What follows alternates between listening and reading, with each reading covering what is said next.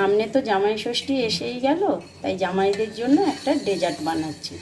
আজকাল জামাইরা তো সব জিম করে, তাই কেউ সেরকম মিষ্টি খেতে চায় না, কিন্তু বাঙালিদের শেষ পাতে মিষ্টি না হলে তো চলেই না।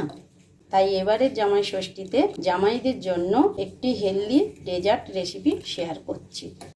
এই গরম দুধ নিয়ে নিয়েছি, গরম দুধে একটু কেশর নিয়েছি, কেশরটাকে একটু ভেঙে তারপরে এর মধ্যে দিয়ে দেবো, দুধের মধ্যে, গরম দুধের মধ্যে।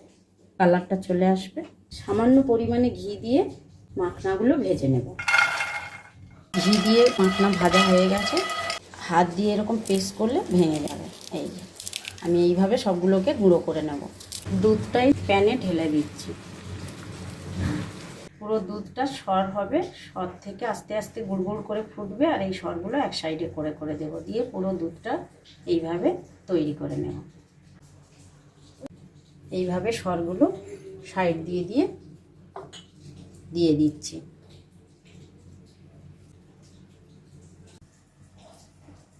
রাবড়ি হয়ে গেছে, এবারে দুধে ভেজানো কেশরটা দিয়ে দিচ্ছি। প্রথমে দিয়ে দিলাম মাখনা, ঘি দিয়ে যে ভেজে রেখেছিলাম, দিয়ে হাত দিয়ে কুচো করে নিয়েছি।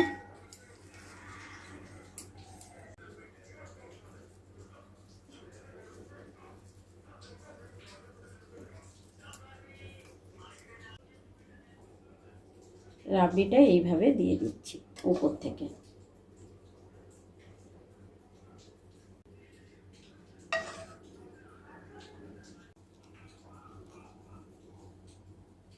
উপর থেকে দিয়ে দিচ্ছি একটু কুচো করা বাদাম।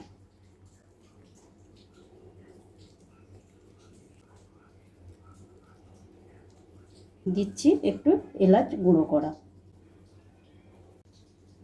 হয়ে গেল একটা হেলদি ডেজার্ট, সবার জন্য একদম চিনি ছাড়া ডেজার্ট। এই ডেজার্টের রেসিপিটি যদি আপনাদের কাছে ভালো লেগে থাকে তাহলে কমেন্ট করে জানাবেন। এটা একদম ফ্রিজে রেখে দেব, ঠান্ডা ঠান্ডা ডেজার্ট খেতে খুব ভালো লাগে।